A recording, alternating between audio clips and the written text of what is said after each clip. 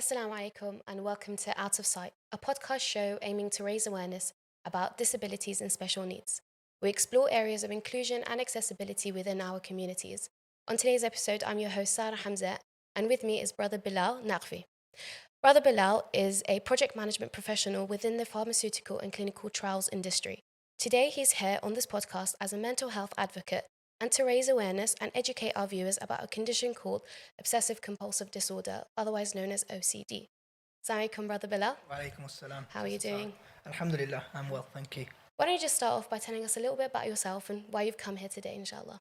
Sure. So, as you mentioned, I am Bilal. I work in the clinical trials and pharmaceutical sector specifically within project management. Today, I'm here as a mental health advocate to talk specifically about a condition called OCD.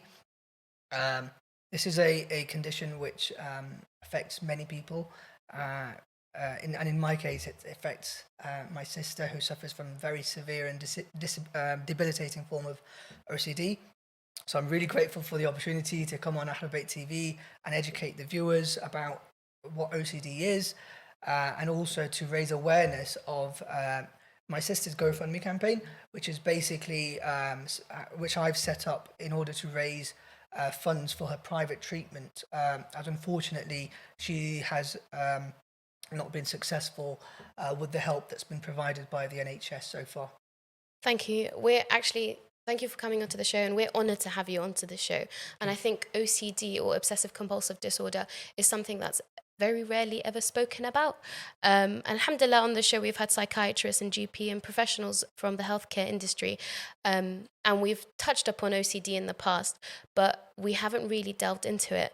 And it's one of those conditions that really do affect a lot of people in our communities, but unfortunately suffer in silence, because we don't talk about it enough, and because it's not one of those things that people can really kind of explain or understand unless you're going through it, or unless you know someone personally who's going through it. So thank you for coming onto the show and sharing something that's so personal.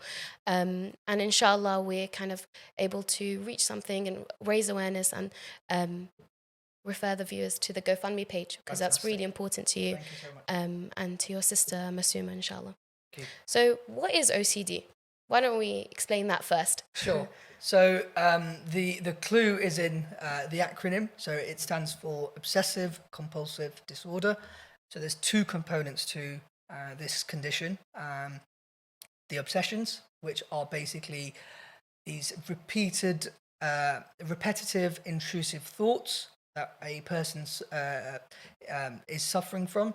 And the compulsions are the repetitive actions and behaviors that that a person with OCD will do to alleviate and reduce the anxiety because of those intrusive thoughts.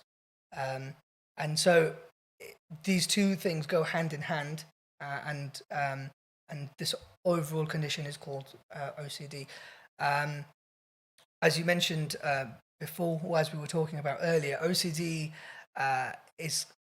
it has a certain stereotype in the media, especially when you watch TV shows or watch movies, and where people just say, "I am so OCD," and most of the time in media, it's referred to cleanliness, someone being tidy, but in actual fact, that's not the case. True OCD is very, very different to what's portrayed on your TV screens.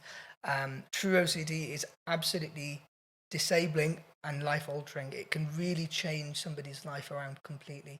And unfortunately, in my sister's case, because of the fact that the intervention that was required for her OCD couldn't happen, early on, the OCD condition gets worse. Without any intervention, the OCD deteriorates, and it becomes, as I mentioned, very much a debilitating disorder for someone. Mm-hmm. Yeah, unfortunately, that it requires very early intervention, doesn't it? OCD. Yes. And we know that the NHS post-COVID has not been very well with early intervention in general. So we spoke about OCD being like, so it's you've got these obsessive thoughts that enter your kind of your mind, they take over, and they kind of want to control you in a certain way. And so to manage that, there's ritualistic behavior.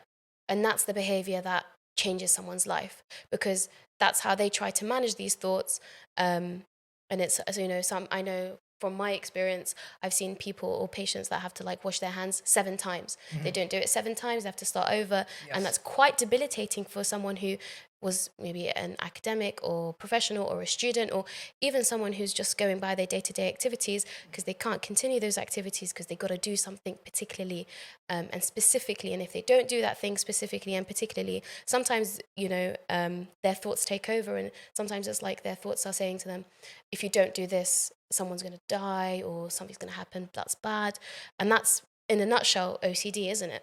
Absolutely. And I would add to the last bit that you just mentioned that the person that's afflicted with these distressing thoughts is doing it because they have this feeling that if they don't do the ritual, they don't do this behavior, this outward compulsion, something is going to happen. But in some cases, which is in the case of my sister, it's not necessarily that something bad is going to happen. It's more a feeling. Sometimes there's a feeling attached to the compulsion or the distressing thought, and that feeling could be a feeling of contamination. It could be a feeling of disgust. It could be a feeling of inadequacy.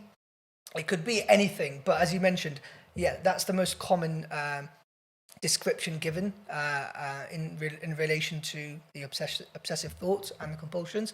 But yeah, it does vary. And I know contamination is obviously probably the most popular or the most common form of OCD that's presented to the average layman. But there's so many different subtypes, and I'm sure people that will be watching this will actually relate to that. So contamination is one aspect, but there's other types of OCD. So some of them, so the 4 main types I can mention, just for the purpose of educating our viewers, is one is called thoughts or doubts about accidental harm, and that you're constantly checking whether you've harmed somebody or you've not injured somebody. Another one is called just right or perfection, where somebody is very obsessive about symmetry and arranging things in a certain way, or as you mentioned, they're very particular about counting. So they have to wash their hands, or they have to clean themselves a certain number of times, or they have to take a certain number of steps before they go to bed. So it's quite debilitating. And the fourth one, which a lot of people really don't mention, and I would say it's a type of OCD that probably doesn't get much mention at all, is taboo thoughts. So taboo thoughts about anything and everything, and one of the areas where people with OCD get taboo thoughts about is religion and God and offending God. So and this is a form of OCD that rarely gets mentioned because of the stigma attached to it. Yeah. So and like I said, these 4 types of OCD also have subtypes, but obviously I'm sure viewers that are watching will be aware that OCD will latch onto anything and everything that you value in your life. So if you value religion, somebody with OCD, their OCD will latch onto religious aspects of their day-to-day life. If somebody values cleanliness, that's where OCD will latch onto.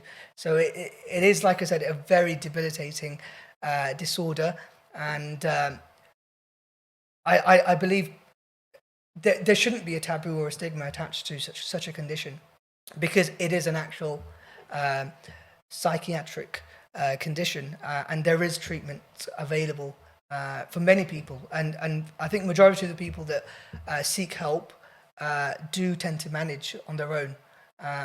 Obviously, in certain cases, like my sister's, where the OCD progressively gets worse without intervention, that's where you need specific help, and sometimes that help is not accessible in the community, and that's where you might have to seek treatment as an inpatient.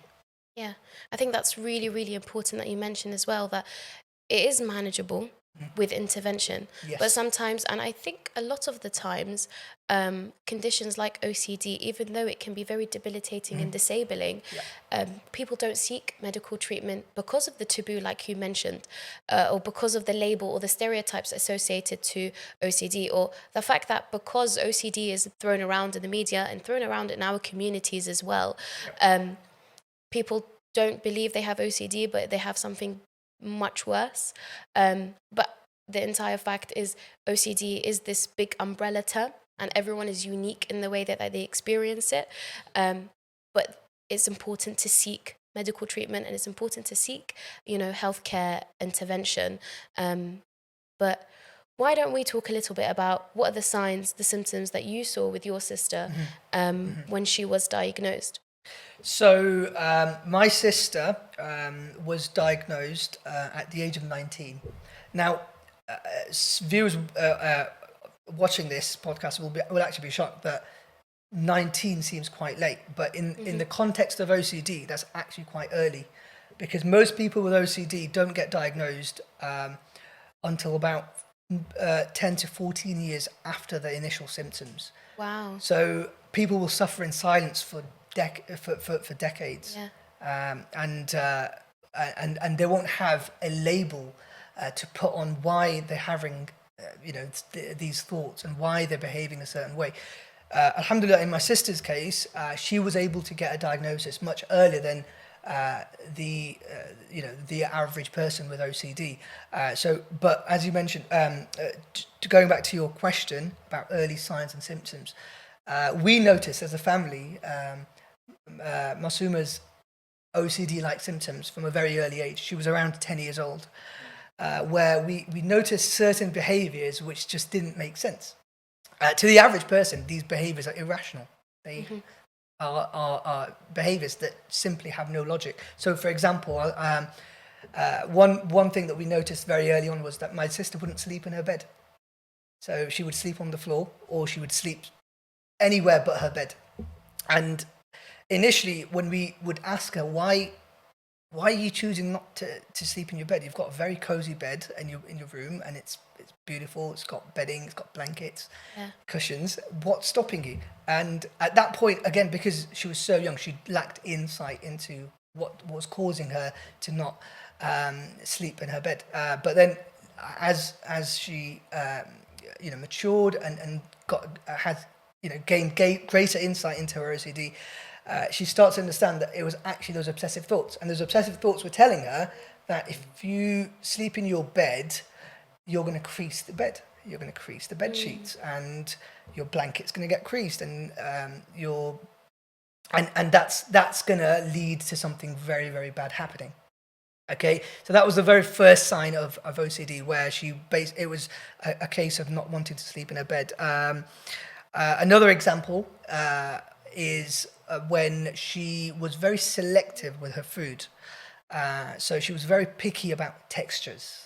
And because of this sort of selective eating, she was actually diagnosed with another condition, which I'm sure people watching might have heard of. If they haven't, I'll just mention it. It's called ARFID. ARFID stands for avoidant restrictive food intake disorder, and it's where people have. I wouldn't say it's a eating disorder as such, like anorexia or bulimia, but it's where the person who's suffering from it is very picky and selective about their foods. There are various reasons behind that. So there are certain signs very early on that she was very particular about things, and as I mentioned, one of the themes, just to point out for people watching, OCD, the themes in OCD, so contamination, perfection, symmetry, taboo thoughts, they're in most cases they're never constant. They actually morph. So as I mentioned before, with my sister, it never started with contamination. The OCD started with symmetry and things being just right. But then it's slowly, as she got older, it morphed into a much more debilitating type of OCD, which was centered around contamination and tahara in the bathroom. So that's where right now she struggles the most with. I think that's, thank you for that insight. Yeah. It's quite interesting to hear the personal aspect of how she recognized, or how you guys recognized the OCD within her from such a young age. Like you said, when you said 19, I said, like in my head, I was thinking, oh, that's quite like late-ish. But then when you said people 10 years, 14 years suffer, I Yeah. think that's something I had never heard before. And I had never actually anticipated or even thought that's like people do suffer then for ages. And your sister was what, only a kid, like 10 years old, not being able to, yeah. Just to correct myself, sorry, she wasn't 9, she was 17. So She was just, 17. yeah. Yeah. It was still, even being 10 years old, not wanting to sleep in your bed because decreasing it. Yeah. What did you, like, what happened then when you were picking up these signs? What did you think at the time? So, as family, as an elder brother, you try and make sense of why somebody is behaving a certain way. But truthfully, I think at that point in time, our family weren't so clued up on OCD. We knew that there were certain characteristics, there were certain traits that she that were visible outwardly, but we couldn't quite put our finger on what is it that's causing her to act in a certain way, and that's when and just to take a step back. When those obsessive thoughts or those intrusive thoughts started to center on self-harm and suicide, I think that's when we were very alarmed. Okay, somebody's not sleeping in their bed or worried about creasing and symmetry and all of that. You can say, okay, maybe they're just very picky about or fussy about certain things, but when it starts to intrude on a person's well-being, self-harm and suicide, that's when we took notice, and that's when we spoke to our GP, and the GP said that she will need to be referred to CAMS. CAMS is the mental health service in the UK under the NHS, which looks after children. So she was referred to CAMS, and after many appointments, she had a diagnosis. And some people, there are two schools of thought. Some people don't like to be labelled.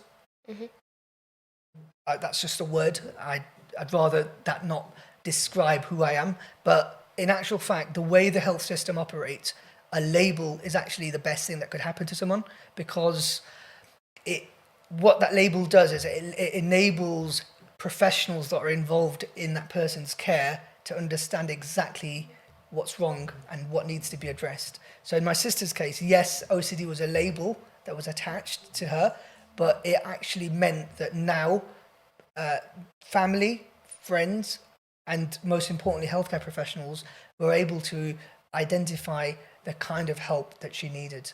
And that's why one of the message that I want to give to the viewers is that don't be scared about a label or a diagnosis, being on your medical records forever, and describing who you are.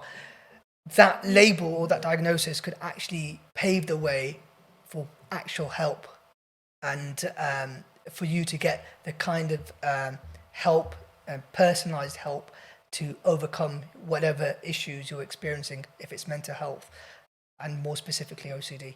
Yeah, you're completely right, and I definitely agree with you. And we spoke a little bit about this just before the show, about the labeling and about diagnosis in general.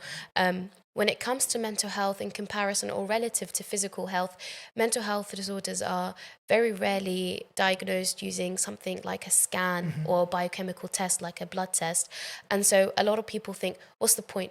What's the point of me going to seek medical treatment if, they can't really prove it, or it's just because we throw away terms like it's just depression, or it's just anxiety, or it's just, everyone gets depressed once in their lifetime, or I'm just a little bit OCD about something, it's not a big deal.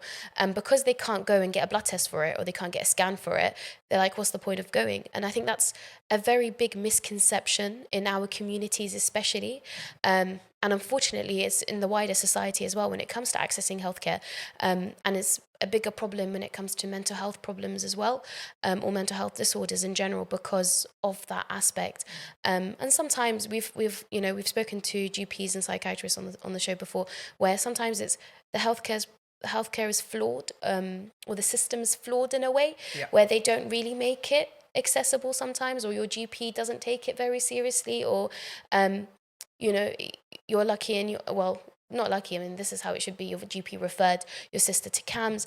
A lot of the times I've spoken to people where they don't get referred very easily. And that in itself causes anxiety with people, and it pushes them back a little bit. But if there's one thing, like you mentioned, it's so important to push and advocate for yourself, and the family members to advocate for the person who's being affected so deeply, and in your sister's case, in a very debilitating manner. Can you tell us a little bit more about like the progression of the OCD in your sister, and how it affected her day to day, eventually at the point of when she got the diagnosis and when you thought she needs serious treatment? Yep, absolutely. So, as her symptoms first appeared, you could say that they're very manageable, especially symptoms that are linked to the contamination OCD.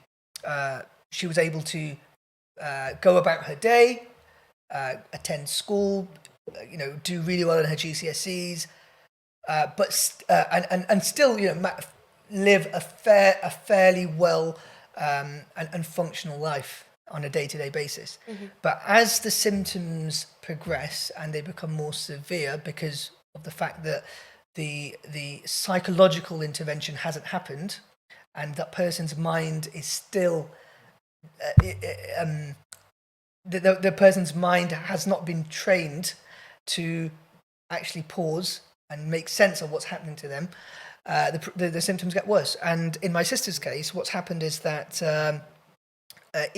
for example, in the bathroom, because of the fear of contamination, she needs reassurance. So she's constantly seeking reassurance, and for reassurance, she has to have a family member on hand.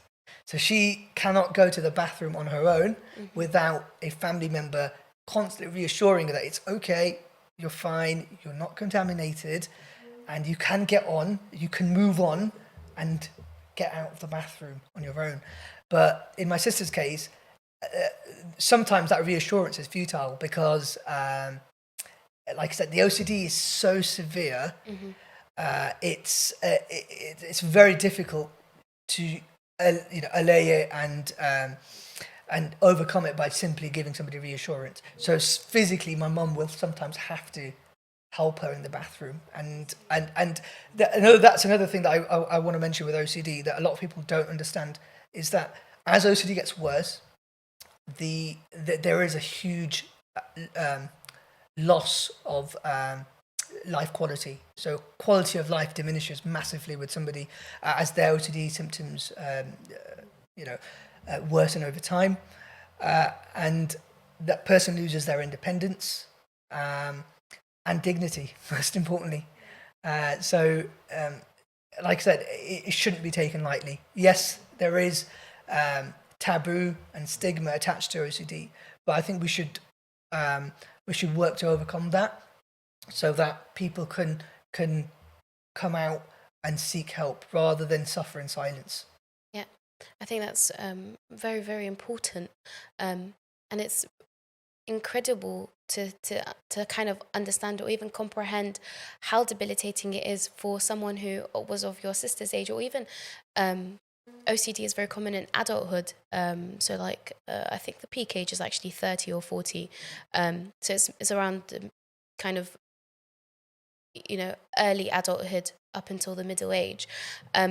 for someone who's lived their life with some sort of intrusive thoughts, and then now these intrusive thoughts are taking over, and they are debilitating someone to the point where they can no longer function, in your sister's case, going to the bathroom, and in other people's cases, even like taking care of their own kids, or taking care of their family, or going to work. So if they were professionals and now they can no longer work, and all of this happens over time, sometimes others quicker than,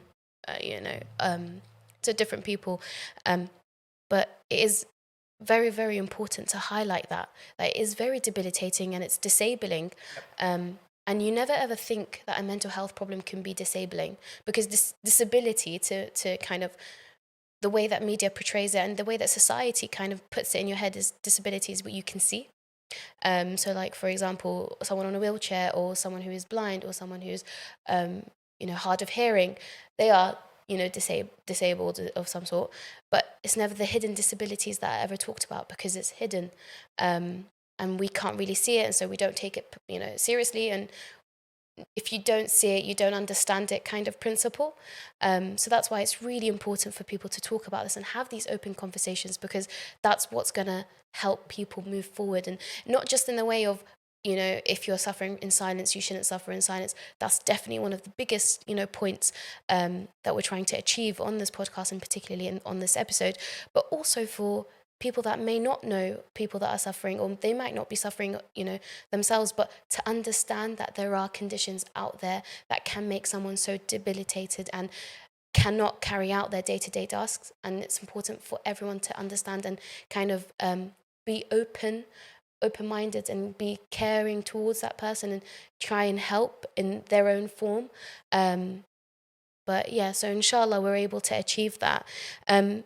In your sister's case, when she was diagnosed, Yep. was it a relief for you guys, for your family, and for your sister? Or what was the feelings around the diagnosis, essentially? Sure.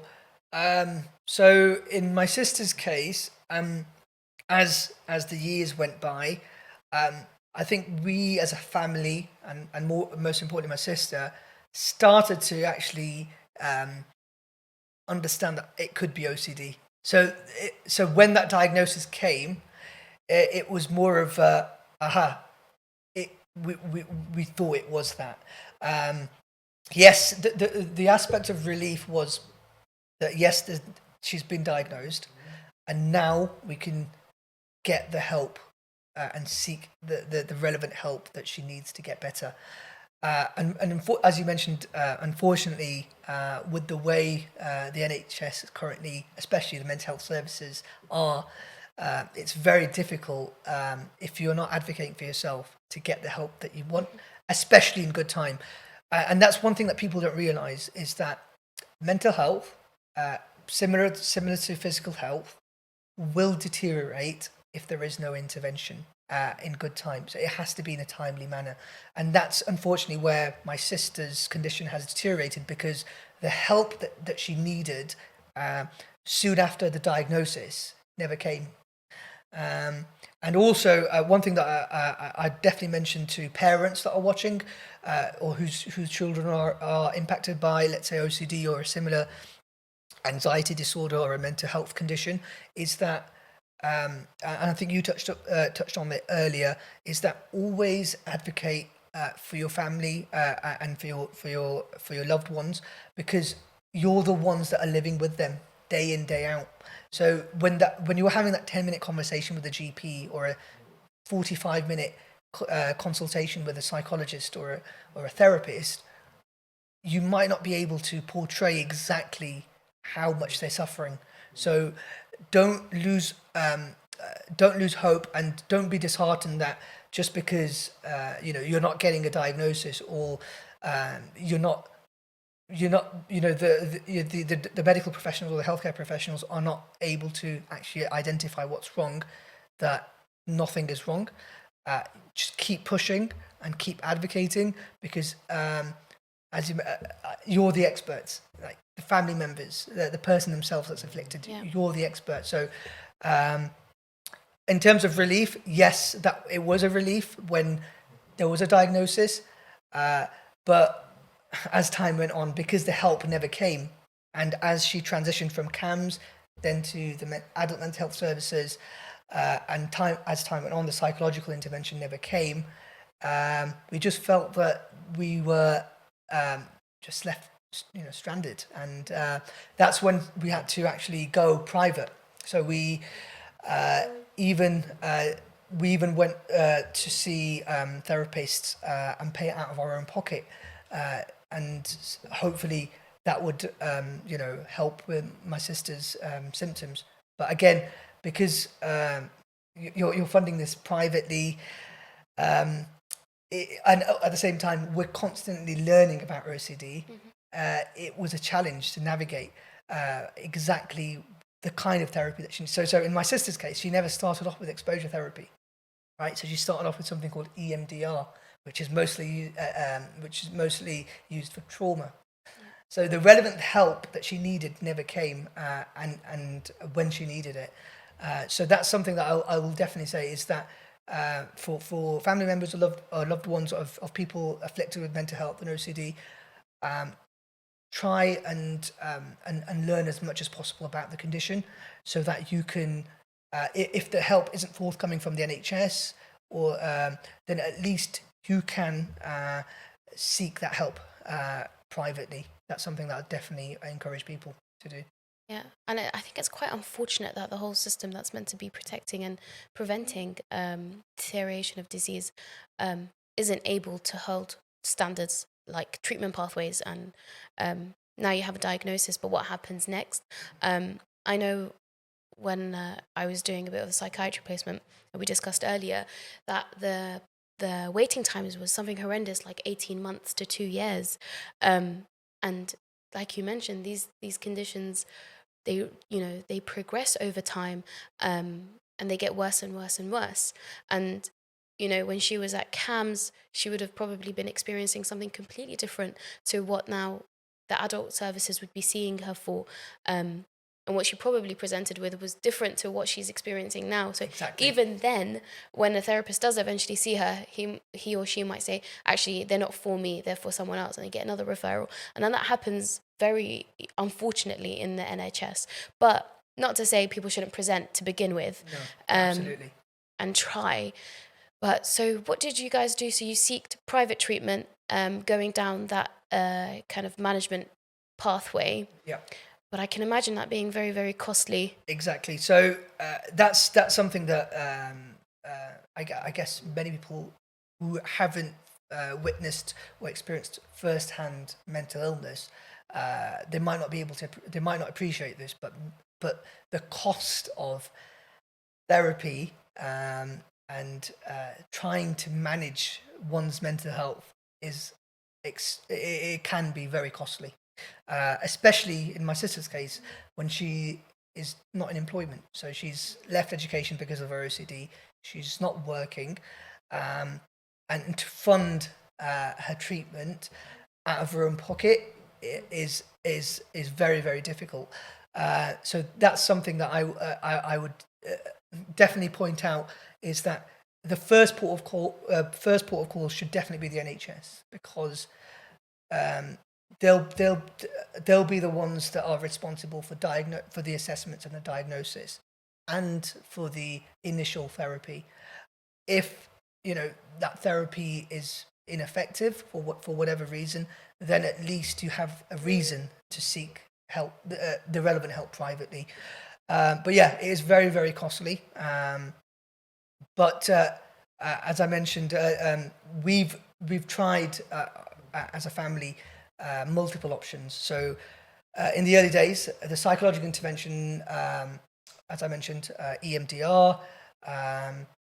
So she also did some sort of psychodynamic psychotherapy in the early days, but again, not very relevant for OCD. And at that moment in time, we weren't clued up on OCD. Another thing that we've tried is, which is quite new, ketamine infusions. So ketamine is an anesthetic, isn't it? It's used in the hospital. That at low doses actually can have a rapid antidepressant effect. We've also tried that privately. Again, a very expensive and costly Yeah. treatment because it's quite new. But we've also had my sister try that. But again, because of the severity of her symptoms, it's like a band-aid or a plaster. It's a very temporary and transient improvement, but as soon as the effect of the ketamine wears off, the OCD obsessive thoughts reappear. So so going forward, in terms of, you mentioned pathway, the treatment that she needs, or anybody needs with severe OCD, is intensive exposure therapy, or the correct term would be exposure response prevention. So either as an inpatient or an outpatient, the person with OCD would be exposed to their triggers. So the thing that triggers the unwanted thoughts and the obsessive thoughts, they would be exposed to that, obviously with the guidance of a therapist. Again, this is not something that you do on your own because of how distressing it can be for that person. So under the guidance of a trained psychologist or a therapist who specializes in OCD, they would expose themselves to the trigger, and then they would habituate and trained their mind not to respond to the trigger. So if the thought is that I've touched, let's say, my shoe and now my hands are dirty, the exposure exercise would be that, okay, you have to wait and delay washing your hands for as long as possible. And as time goes on, the gap or the time between the exposure and the response elongates and increases. Yep. And that is then training the person or the OCD mind to say, actually, there's nothing to worry about. Or if there is something to worry about, it's something that is very much manageable. So ERP is what they say is the gold standard treatment for OCD. And anybody with OCD that's watching, or a family member or a loved one that's watching, I would say definitely push for ERP as soon as possible. I know the NHS will suggest other things. They'll say, okay, let's try some low-level CBT, or we'll try some family therapy, which was the case in my sister's.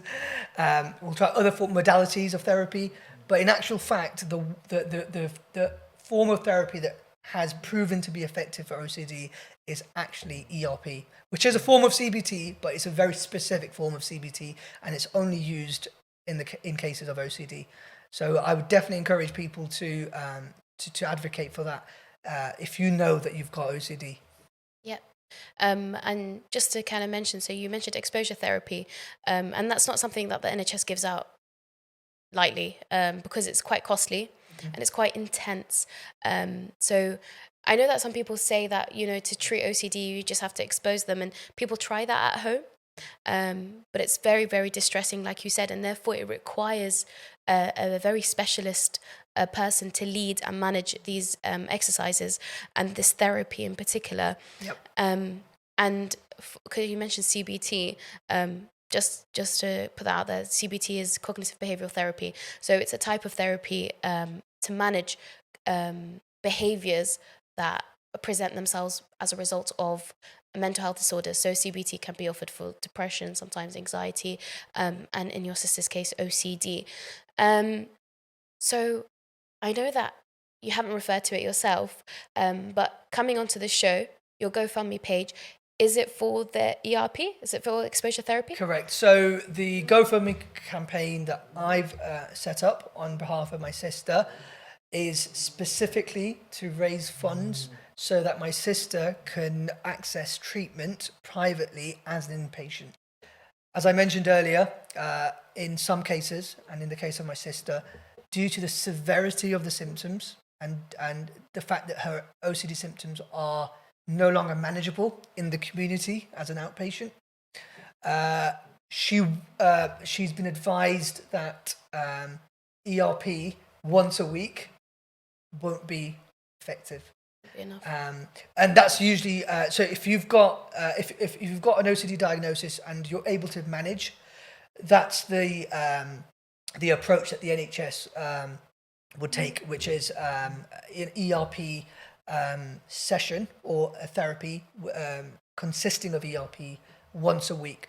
Now, the NHS caps or limits the number of sessions that it provides to the people that are accessing the service, unfortunately. And that's where, after, let's say, 7 or 8 sessions, if the person is still wanting more, they have to go private, unfortunately. That's just the reality and the nature of the NHS at the moment.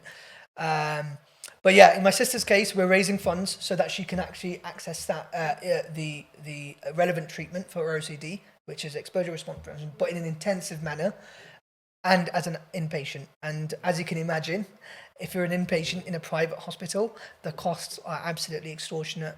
And that's where I thought actually setting up this campaign will have twofold benefits, which one is to raise funds, obviously, but also to educate and raise awareness of OCD as well. Yeah. So inshallah, hopefully, with the help of people watching and their loved ones, if you can just spread the message about the GoFundMe campaign, that would be fantastic. Yeah, and inshallah, and I know that I think if you're watching live from YouTube, the link should be in the description, and I believe that Amanati will put it up as a link on their story as well on Instagram. And you've written a post for the ABSOC mental health page on Instagram as well, where there's the link. You can find the link there. So inshallah, that's something that people can donate to and kind of even just read the story, which is important, like you said, to raise awareness. So you spoke about opening up about your sister's OCD and creating this campaign for your sister's intensive therapy. What were people's reactions, family, friends, community? Because the whole purpose of the GoFundMe and this campaign is to raise awareness within our communities and to make sure that people are coming together to help one another, right? And in your sister's case, to help your sister in particular with managing her OCD, and not just your sister, but to help your family and to help everyone that's kind of involved in your sister's care, which I can imagine can be very, very difficult to manage sometimes. What were people's reactions? It was, I would say, overwhelmingly positive, but obviously it did alarm and shock many family members and friends that that know Masuma, and how much she has actually suffered in silence behind closed doors. They were completely oblivious to this fact that I'd extended family members and friends reach out to me and say, we did not know how much your sister's been suffering. We'd heard that she has, she is struggling with mental health, but we didn't know how the extent to which she's actually suffering and has suffered in the past. So I would say that since we, like I said, opened up about my sister's OCD and her overall mental health and her mental health challenges, we've had very positive messages from people all over. So people have reached out directly via email, using the GoFundMe campaign page as well, to send messages of support and encouragement to my sister. There are people that have suffered from OCD themselves, and they have reached out to encourage Masuma that this is something that you can overcome, and there is a light at the end of the tunnel. So I'd said since posting this campaign, very positive response by family, friends, and members of the public that we don't even know. But truthfully, as we mentioned earlier, because of the stigma that's attached to mental health and OCD, and the fact that it's invisible, it can't be seen, people still doubt the seriousness of what exactly you're suffering with. And hopefully, through shows like this, we can actually educate and raise awareness that, in fact, these conditions are very, serious and very disabling. So we shouldn't trivialize, I think, mental health and OCD simply because we can't see it. Mhm. It's really important that um, we show empathy even when we can't see physical signs of somebody in distress. It's really, really important that we bring out our compassionate side and we empathize as much as possible. Uh, okay, even if you can't physically support somebody, at least don't try and burden this person with more than what they're already struggling with. Yeah, I think that's so, so important to hear. And that's something that we don't hear enough, is how sometimes people might think, how do we approach this situation? Is you never doubt someone who's telling you they're in pain, whether that be physical pain or even mental pain. And just because you can't see something, or just because you don't understand how they are even in pain or how they're even suffering, doesn't mean that they are not. Um, and that's a problem that human nature just gives us, is if we can't see it, if we haven't lived through it, we will never understand it, and we will never kind of comprehend it. Or but what we need to do is appreciate that these things exist and these people are suffering, and we do need to look out for one another. And especially being from the Islamic community, and being from this ummah that Allah subhanahu wa ta'ala has blessed us with, we need to look out for one another. And in the same way that we have this society and community to kind of go mosque with, to pray with, to kind of be, have that brotherhood and sisterhood, it should extend to everyone, including those who are suffering, including those who are experiencing disability or some sort of special needs, or even the carers of those families. And unfortunately, sometimes we don't do that Yep. as a community. And we're all kind of guilty of it to begin with. And that's because we lack the education sometimes, or we're ignorant to the fact. And I've said this on the show before, I'm guilty of it sometimes because I didn't know, or I don't know sometimes, that these conditions even exist to begin with, that people suffer in this particular manner.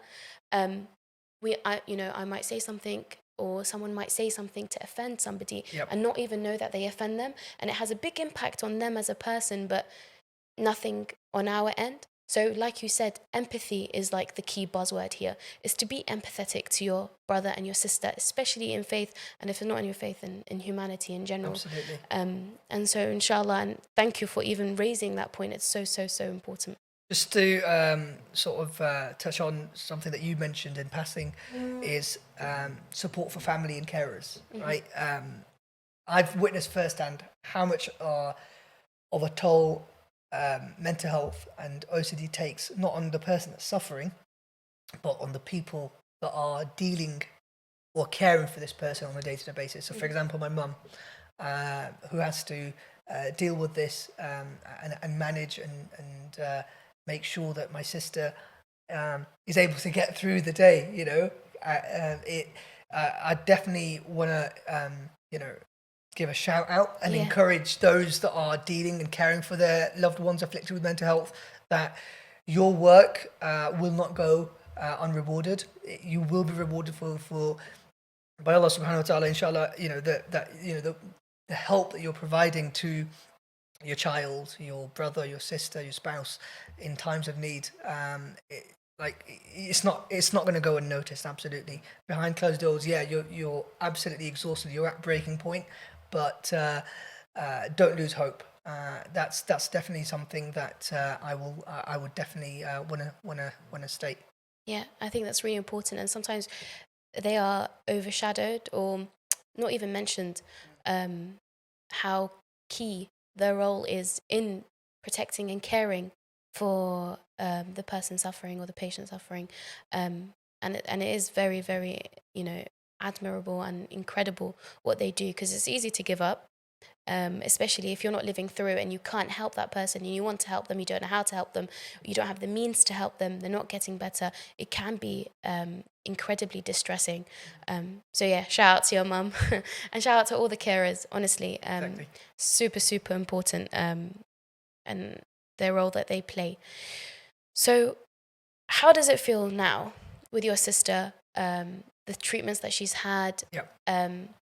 your family coming out in public, now talking about the OCD and the mental health problems, including the anxieties that she feels, being open about, I think, open about like the suicidality behind her condition sometimes.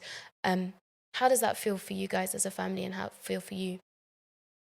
Um, so since my sister's struggles began with mental health, um, it's definitely been a very educating experience.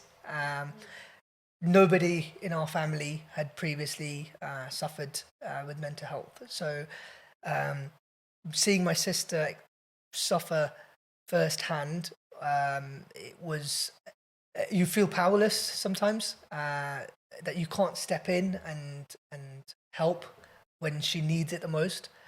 Um, but at the same time, I would say that it's given not just me, but my siblings, my parents, um, this I would say this quality that we're able now to reflect a lot more, uh, introspect about what we're feeling emotionally on the inside, and communicate that, and be more open about it, um, in family gatherings.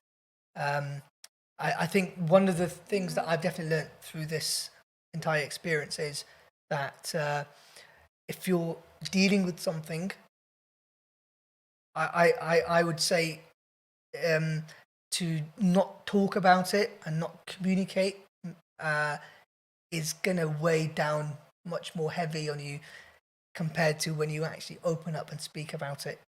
And in my sister's case, fortunately, because she's still very young and she's been able to, uh, gain so much insight into her OCD, as time has gone on, that she will, hopefully benefit from this. Inshallah, definitely. Yeah. Inshallah. And the work that you're doing here today, and the work that you have been doing behind the scenes with the GoFundMe, and being open about it, is something that's not just going to help your sister, inshallah, but it's going to help a lot of people out there.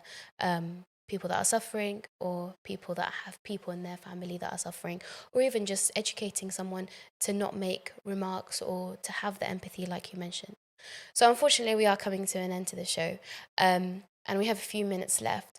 But if you could give kind of your parting advice, or just something that you want to leave the listeners or the viewers with, before we end the show, I think that would be very beneficial, even though we have spoken about some very, very inspirational and interesting things so far. Absolutely. So I guess my closing remarks would be, to those with OCD, and to, I guess, family members of people that are caring for their loved ones with a similar condition, is that you're not suffering in silence. Your struggles. Um, there is hope on the other side. And for people that don't know much about mental illnesses, mental disorders, and OCD, I think we should try and be as less judgmental about these conditions. Try and educate ourselves as much as possible, and if we see somebody in our community that's struggling with an illness that's not visible, we should be as patient as possible. And as I mentioned earlier, uh, qualities like empathy and compassion are absolutely key in encouraging people and giving them hope. Because at the end of the day, that's what we're here for. We're trying to give people hope that you can overcome whatever you're struggling with, whether it's a physical illness or a mental illness. Yeah, definitely. I think that's all very, very important points, that you've raised there. And, during this episode, we've hit on so many kind of important things to remember and to take forward, and to take into account, listening to your sister's story, listening to your family's story, and your story in particular, is incredibly insightful to what it's like to live with mental health, a mental health disorder such as OCD, and to care for someone in your family that has a mental health problem like OCD. And it can be, like you said, mentioned many times, extremely debilitating and disabling, and it should never be taken lightly. And this is a hidden disability, unfortunately. So sometimes it is taken very lightly, but it should be taken seriously. And I think that's one thing that we need to take forward.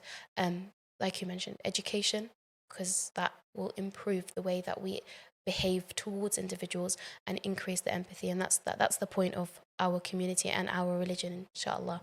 So thank you very much for coming onto the show. It's been an absolutely honor having you here, and it's been very insightful. Inshallah, you continue doing this incredible work and to educate the community, because that's exactly what we need right now. Thank you very much.